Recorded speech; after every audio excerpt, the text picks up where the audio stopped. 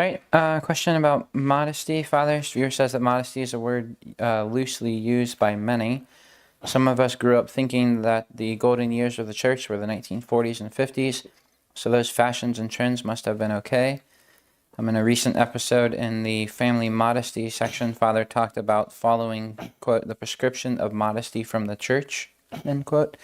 Father, where can one find those exactly, and what are our obligations as traditional Catholics to follow them? Well, under Pope Pius the 11th, there were some pretty strict admonitions to purity, and including modesty, the outward appearance, the dress, so as not to be provocative, to provoke lustful thoughts and desires in others. But Pius the 11th did address this issue. The church offices under his guidance addressed this issue. They issued guidelines.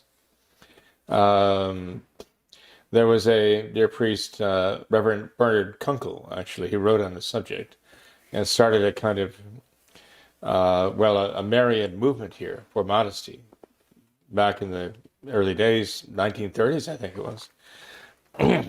But I think, for those who think that the 1940s and 50s were the apotheosis of modesty in terms of Catholic dress, I think they have to remember something important, and that is that just as Pope Pius X condemned modernism and ordered that in every single diocese there be a committee of vigilance to be appointed by the bishop of the diocese to meet with him regularly, even monthly, to report on any signs of modernism among the clergy in the diocese. This is worldwide. All the dioceses of the church throughout the world were commanded, the bishops were commanded to form these vigilance committees against modernism. And so, as important as their role was to fight modernism, that lethal disease against faith, so Pope Pius XII expanded the role of these vigilance committees and gave them a second purpose, and that purpose was to be on guard against immodest dress. And so what Pope Pius XII was saying, essentially, is that as Pope Pius X condemned modernism, equally of a concern to Pius XII was the immodesty that he saw in the Catholic, mostly women, of his day, that he thought these vigilance committees throughout the dioceses, throughout the world, should be on the lookout for immodesty and resist the immodesty as they would resist modernism. So it's interesting, they were kind of put in a similar level.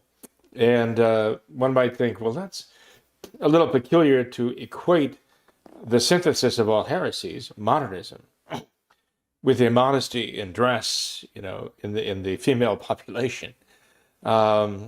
Remember, we're talking about the 1940s and 50s war years and post-war years, when the women went into the factories and started dressing more like the men. And Pius XII saw this as a serious problem.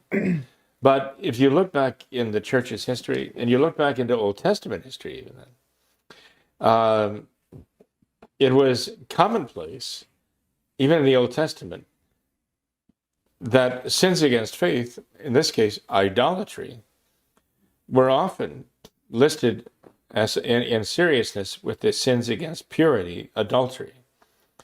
So the idea of immodesty, impurity, adultery would be considered to be a serious matter, even kind of a moral equivalent in a way to heresy and idolatry, is not a new idea.